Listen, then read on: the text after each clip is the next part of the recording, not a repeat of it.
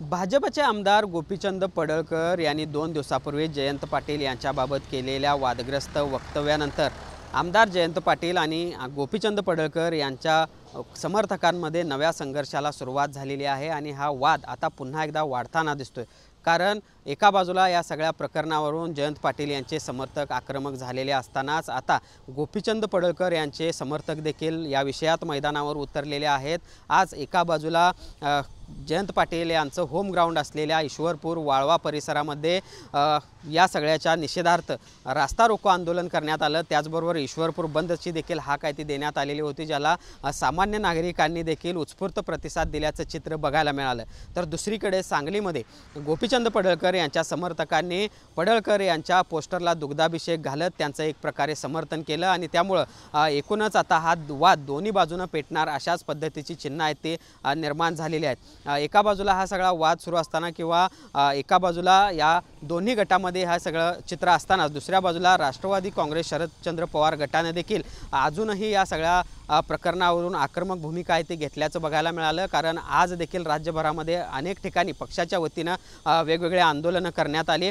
त्याचबरोबर सोमवारी देखील एक महत्त्वाचं आंदोलन पक्षाच्या वतीनं केलं जाणार आहे, ज्या आंदोलनाला पक्षाच्या राष्ट्रीय अध्यक्षा सुप्रिया सुळे यांच्यासह राज्यभरातील वरिष्ठ नेते देखील सहभागी होणार आहेत। तर सांगलीतील राजाराम बापू पाटील यांच्या पुतळ्यासमोर हे सगळेजण नतमस्तक होणार आहेत आणि त्याचबरोबर महायुती सरकारनं आपल्या वाचाळवीर मंत्र्यांना किंवा वाचाळवीर आमदारांना आवर घालावा अशा पद्धतीचा इशारा या सगळ्या आंदोलनाच्या माध्यमातून देखील दिला जाणार आहे। दुसऱ्या बाजूला जर आपण बघितलं तर मुख्यमंत्री देवेंद्र फडणवीस यांनी गोपीचंद पडळकर यांना या सगळ्या प्रकरणावरून सुनावलेलं जर असलं, फोनवरून त्यांच्यासोबत चर्चा देखील केली असली, तर या सगळ्याबाबत प्रतिक्रिया देताना काल मुख्यमंत्री देवेंद्र फडणवीस यांनी एक वाक्य वापरलं, ते म्हणजे गोपीचंद पडळकर हे आक्रमक नेते आहेत, त्यांना पुढे संधी मिळणार आहे। आणि याच शब्दावर कुठेतरी आमदार जयंत पाटील यांच्या समर्थकांचा आक्षेप आहे।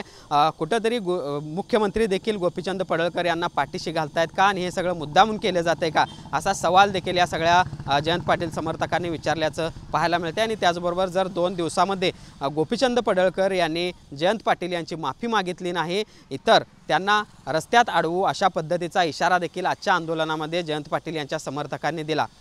दुसऱ्या बाजूला जर आपण बघितलं तर आज संजय राऊत यांनी देखील या सगळ्या संदर्भात महत्त्वाचं विधान केलं, ते म्हणजे त्यांनी एक आरोप केला, जयंत पाटील यांना भाजप पक्षामध्ये घेण्यासाठी दबाव वाढवला जातोय, मात्र जयंत पाटील यांच्याकडून त्याला प्रतिसाद दिला जात नाही आणि म्हणूनच जयंत पाटील यांना अशा पद्धतीनं बदनाम करण्याचा प्रयत्न आहे तो केला जात असल्याचं संजय राऊत यांचं म्हणणं आहे। म्हणजे एक प्रकारे मुख्यमंत्री देवेंद्र फडणवीस असतील किंवा महायुती सरकार आणि भाजप विशेषतः या सगळ्याच्या पाठीमागं असल्याचं देखील संजय राऊत यांनी म्हटलेलं आहे। आणि त्यामुळे एकूणच 2 दिवसापूर्वी गोपीचंद पडळकर यांनी जे काही वादग्रस्त वक्तव्य केलं, जे काही संतापजनक वक्तव्य केलं, त्याचा एका बाजूला निषेधार्थ राज्यभर आंदोलनं होत आहेत, त्याचबरोबर वरिष्ठ नेते राज्यभरातील त्याबद्दल प्रतिक्रिया देत असतानाच आता गोपीचंद पडळकर यांचे कार्यकर्ते देखील मैदानात उतरल्यामुळं हा संघर्ष पुढच्या काळामध्ये वाढणार हे मात्र नक्की।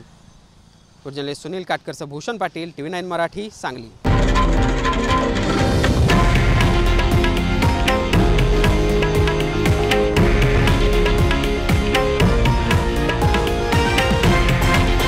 हे आहे देशातील नंबर 1 न्यूज नेटवर्क आणि आपण पाहत आहात TV9 मराठी, एकमेव।